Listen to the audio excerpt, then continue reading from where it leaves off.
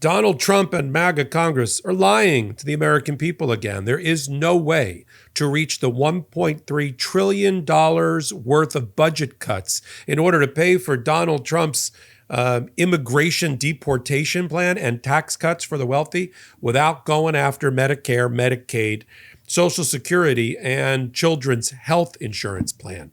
Math just doesn't add up, as the House Committee on the Budget just released its report, led by Representative Frank Pallone of New Jersey. There's only about $135 billion available for cuts. $135 billion, that's it. That's 10% of what's necessary in order to fund these things. That means the big fat knife of Donald Trump is coming after your Social Security and Medicare. You can believe me.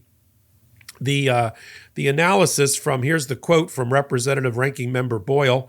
This analysis from the nonpartisan Congressional Budget Office confirms what we've been saying all along. The plan of MAGA and Trump would force the largest Medicaid cuts in American history, all to pay for tax giveaways to billionaires. This is a complete betrayal of the middle class, and Democrats will keep fighting to stop them. The American people deserve to know just how much pain Republicans are willing to inflict on their own constituents, meaning red states and rural areas, to reward their billionaire donors.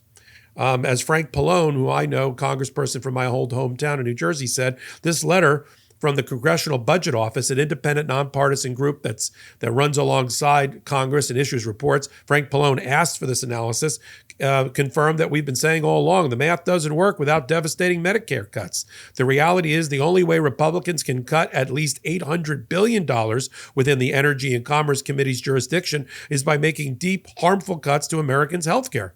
Republicans know their spin is a lie, and the truth is that they have no problem taking health care away from millions of Americans so that the rich can get richer and pay less taxes, as they already do. That's it. It would result in the largest Medicare, Medicaid, Social Security cut in American history. Donald Trump is responsible for a lot of firsts, but this one, I think, was even beneath him. And now he's going to have to look the American people in the eye, and the Republicans, if they ever decide to stop being cowards and go back to town hall meetings to meet their constituents, are going to have to look them in the eye and say, you're right. You're right. There's only 10% of that amount available for cuts. We're coming for you.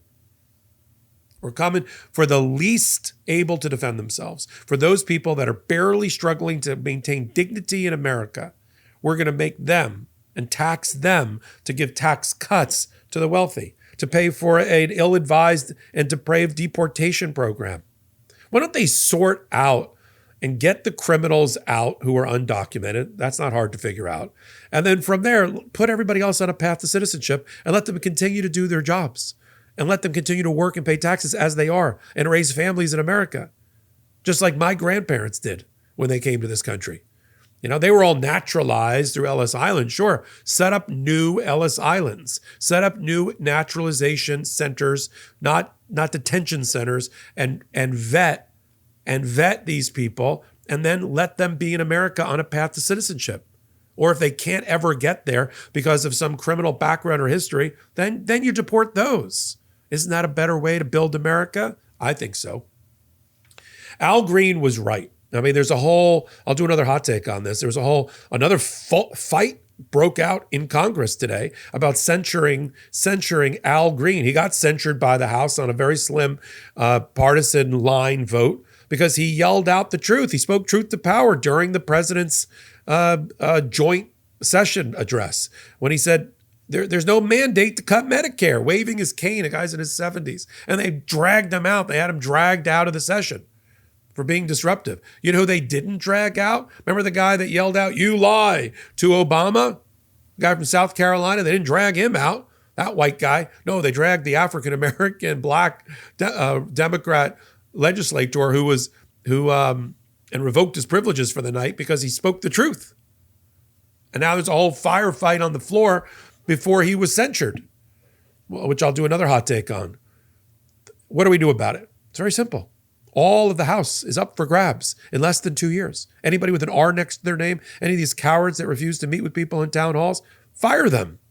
They work for you. They don't think they work for you until they're fired. That is your binary way.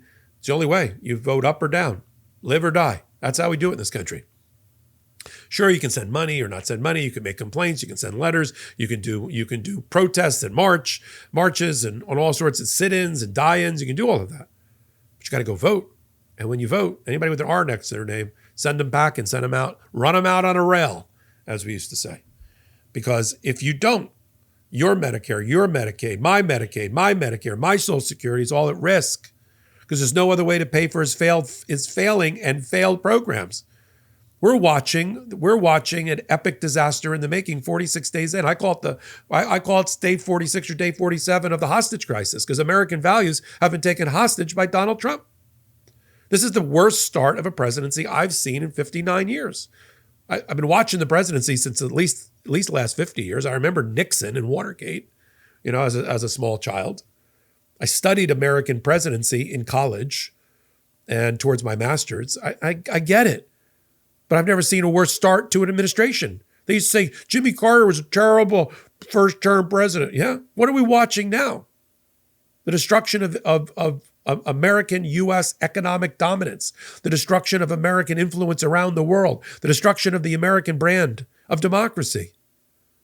As Europe unites against America, as Canada, China, and Mexico unite against America. Is that what we wanted? Is that what we voted for?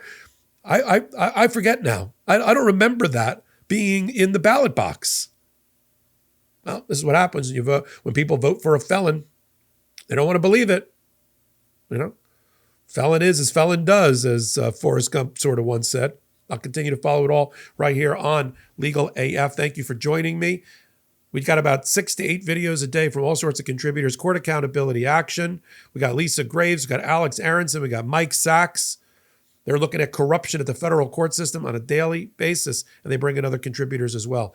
Then we've also got Dina Dahl. She does her own hot take. She does it with me, Unprecedented, a show about the United States Supreme Court. Karen Freeman McNiffalo, when she's not trying cases, she's over here with us. And Shan Wu, doing amazing, amazing work almost every day here on Legal AF. Take a moment, hit the free subscribe button. We're rolling the odometer to 500,000 free subscribers in the next day or two. You could be it. Until my next report, I'm Michael Popok. In collaboration with the Midas Touch Network, we just launched the Legal AF YouTube channel. Help us build this pro-democracy channel where I'll be curating the top stories at the intersection of law and politics. Go to YouTube now and free subscribe at Legal AF MTN. That's at Legal AF MTN.